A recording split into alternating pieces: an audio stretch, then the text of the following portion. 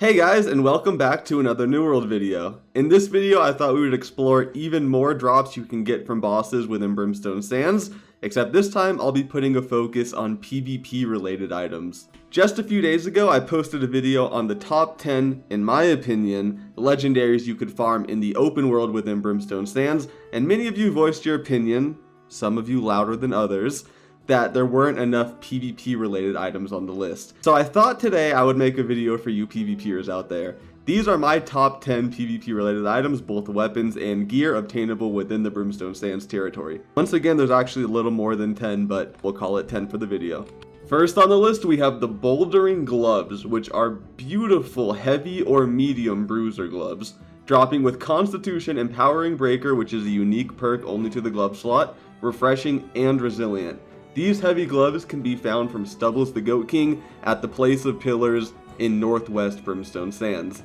This boss is a beast and only has 27,000 HP. I have personally killed it solo without beast wards, so you should have no problems. You encounter this boss during the main quest, so chances are you've already been here. Next on the list, we have the Matt's Blessing Amulet, and yes, this was in my last video as well, so my apologies if you have to see it twice. But for those who haven't seen the video, this is definitely an amulet that should be on your radar. It drops with Pure Focus, Health, and Divine, and Slash Protection, along with an empty gem socket, so you could put a moonstone in there and get an extra 5% slash damage protection if you wanted to.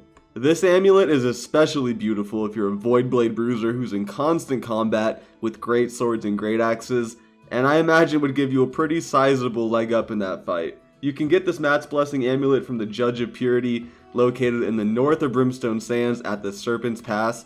This ancient boss only has 35,000 HP, so with the warded set you could obtain this solo. At number 3 we have the Ripple Greatsword. This greatsword is going to drop with Thwarting Strikes, Refreshing Move, and Slowing Rupture. And if you use Roaring Rupture when you're in the greatsword's onslaught stance, it's actually going to pull foes towards you, and thanks to Slowing Rupture, it's going to apply a 34% slow for 5 seconds, giving you ample time, I would imagine, to switch to a Great Axe and hit a Maelstrom to bring them back in again. Plus, the combination of Thwarting Strikes and Refreshing Move, as we all know, is top tier, giving you a decent boost to damage and cooldown. Especially with the wide swings of the greatsword, it's not very hard to hit multiple procs with Refreshing Move. So one thing to keep in mind with this weapon is it does drop with pure Dexterity, so hitting that 300 strength to activate your Thwarting Strikes is a little bit harder. You may have to sacrifice some Constitution depending on your setup, so just keep that in mind before you go farm it. You can obtain the Ripple Greatsword as a drop from Risen Storm Tefkonsonut, located within the Heliopolis, basically in the center of Brimstone Sands, at the tip of this yellow triangle. This ancient boss has over 700,000 HP, so be sure to bring at least a group of 10 if you plan to farm it. I have personally farmed this boss before with a group of 8 and had no problems, but we did have a healer and a tank. So if you plan to go with less than 10 people, make sure you have those too.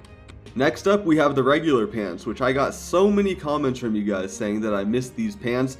And no, I didn't miss them, I just mistakenly dismissed them as not worth farming. My initial impressions of these pants was that they had amazing perks, but due to them not having shirking energy, I personally wouldn't go out of my way to get them, so I couldn't recommend them to you guys. But what I had forgotten is that people don't just play light equipment loads. In a medium equipment load, shirking energy doesn't even work, and light pants fit perfectly into an optimized medium equipment load. So my mistake, these are definitely worth going out of your way to get if you enjoy playing a medium equipment load in PvP, which I know a lot of people do, so I'm sorry about that. You can obtain the regular pants from Heka of the Crossroads. She has 2 spawns, one is right outside of the Heliopolis at Adam's Way, and the other spawn is to the north in Brimstone Sands at Heka's Cauldron.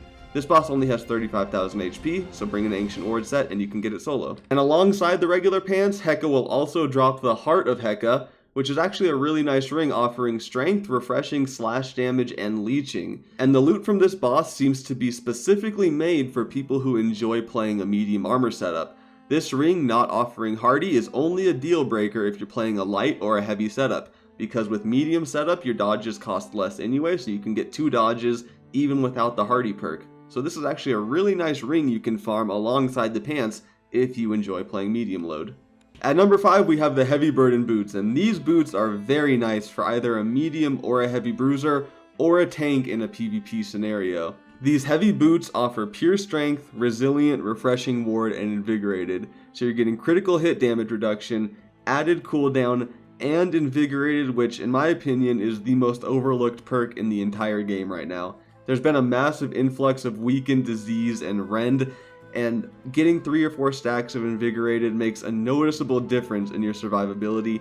You can obtain the Heavy Burden Boots from Cologne Caledoria, located in the pools of Orcus, south of the Heliopolis, basically in the center of Brimstone Sands. This mob is Angry Earth and has 78,000 health, so maybe bring 1 or 2 friends with you, although it might be soloable if you know what you're doing. Next on the list, we have the Heart of Anhiroak Ring, and yes, I have cross-referenced all of these drops with the October 20th patch notes. None of these bosses are affected by the patch, and if you don't know what that means, don't worry about it, you can farm these items. This ring is going to drop with pure dexterity, thrust damage, keen awareness, and bloodletting. And this ring is perfect for either a rapier bleed build or a spear build that happens to run skewers, so you can benefit from the extra bleed that this ring gives you. You'll notice a lack of hardy on this ring, but that's quite alright because even in light armor with a high dexterity build, your dodges will cost less due to the built-in benefits of the dexterity tree, so you don't need hardy on your ring slot, and you can go all out with a damage ring like this. You can farm this ring from Anhiroak the Proud, located inside the Heliopolis, just to the right of the boss we listed earlier, and there's actually quite a few bosses. Here we have Bathakit of the Cudgel, Anhiroak the Proud, the one I listed earlier, I forgot. They have very difficult names. And then I think there's like 2 more over here, and what you could do is just run them in a loop. There's a ton of good drops to collect for both PvE and PvE. But this boss has 346,000 health. These other bosses have upwards of 700,000 health, so make sure you have a sizable team if you plan on running this loop. But it is very rewarding. At number 7, we have the Heart of Mahab ring, and this ring is actually extremely nice. My apologies, this should have been included in the last video because of how good it is. 24 strength, hardy, keen awareness, and slash damage. This is the only ring that I know of in the entire game that offers you hardy plus 2 damage perks. You have keen awareness and slash damage, so you could use this in a light armor bruiser setup with a great axe, a hatchet, or a greatsword, and still keep your 2 dodges, which is a bigger deal than it sounds like. This ring is really nice. You can obtain this ring as a drop from Kindred Shu Mahab located right in the center of the Heliopolis. So like I was saying in the last clip, you can definitely get a lot of rewards from running a loop in here. But you do need a sizable team, just want to reiterate that. Don't run there solo and think you're going to pull it off, it'll be very disappointing. This boss has 347,000 HP. At number 8, we have the Petra Ataraxia Life Staff. And this life staff might be bugged, so just beware if you farm this, they may change it in the future. But currently, as it stands, this is the only life staff in the entire game that drops with Plague Strikes, which is a bigger deal than it sounds like. Imagine in a war scenario, you're a healer on the sidelines, throwing heavy attacks into a clump of people, and you're guaranteeing a disease on whatever your heavy attack hits. This is pretty tides turning, especially considering you can still keep the blessed on your life staff. Imagine if every healer on the enemy team had this life staff. Can you imagine how annoying that would be? Heavy attack little green balls that guarantee disease on whatever they hit. This goes back to earlier in the video when I was mentioning how good of a perk Invigorated is right now. I would definitely recommend getting like at least 3 stacks of it before going into war if this life staff catches on. You can obtain this life staff as a drop from Harmonious Nebet Duhet Shara, located within the Heliopolis and Brimstone Sands. I actually farmed this boss for quite a while and didn't get the life staff, but I did get the ring.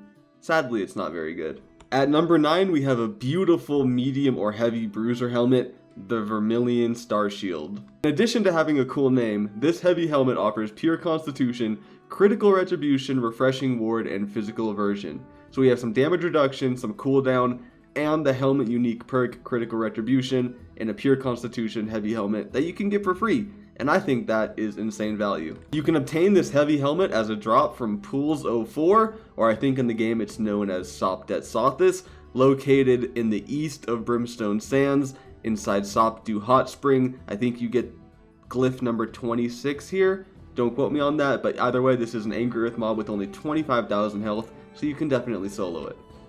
At number 10, we have the Black Sulfur Blast Musket, which is actually a very nice musket. It's going to drop with pure dexterity, 2 damage perks, Chainfire and Enchanted, along with the most annoying musket perk, Crippling Powder Burn. When Crippling Powder Burn is on the weapon itself, it applies a 41% slow for 5 seconds, which is pretty massive. It's not that hard to hit a powder burn on someone and then go into a shooter stance and fire 5 rapid shots at them while they're slowed by 41%. If you've been on the other side of this combo, you know what I'm talking about. And to be able to get this combination of perks on a musket for free is actually pretty good. You can obtain this musket as a drop from Bataika the Burned One, located in New Thermopylae in southwest Brimstone Sands. This boss is Angry Earth and only has 31,000 HP. Next up, we have the Beast's Intuition Medium Dexterity Pants. These pants are going to drop with Shirking Energy, Physical Aversion, and Refreshing, which is a pretty gnarly combination of perks on a free pair of pants. You can obtain these pants from the Serret's Steward, located in the east of Brimstone Sands, inside of Ruined Serret. And while you're farming this boss, you may also get the Serret's Mane, which is a very nice PvP helmet as well. Constitution, Dexterity, Critical Retribution, Refreshing Evasion, and Invigorated. And the nice thing about this set is they're both medium pieces, so if the rest of your armor is light, then you can use both of these pieces and still remain a light armor setup. At number 12, we have the Tear of a Set Amulet, which is going to drop with Dexterity, Health, and Divine, alongside some cooldown with Refreshing Evasion, making it an extremely solid choice for PvP with a Dexterity build. This amulet is going to drop from Fetket, located within the Inyad Expedition. This boss is ancient with 173,000 HP. And last up, we have the Staff of the Throne Life Staff, which is a great option if you're an AoE healer, which I know is gaining a lot of popularity right now. This Life Staff is going to drop with Pure Focused, Blessed, Refreshing Move, and Keen Beacon. And I also like that they changed the name of Keen Beacon to Keen instead of Vicious Beacon. It just made no sense. But anyway, you can get this Life Staff from Hiru, the final boss inside of the Inyad Expedition. I actually got it on my first run, so maybe I got lucky, or it's just not that rare. But it's definitely worth farming if you're an AoE healer. A 10% crit chance to all your teammates who get healed by Beacon. Not even teammates, you can throw this on random players, maybe on a point in OPR, and give everybody that it heals a crit chance. I thought it was just people in your team. And those are my top 10, or top 13 I guess, PvP items you can farm within Brimstone Sands. Some of them are actually quite nice, and even though I don't participate in PvP that much, I think I will go out of my way to get them. So thank you very much for watching, leave a like and subscribe if you learned something new today, and I will see you guys in the next New World video.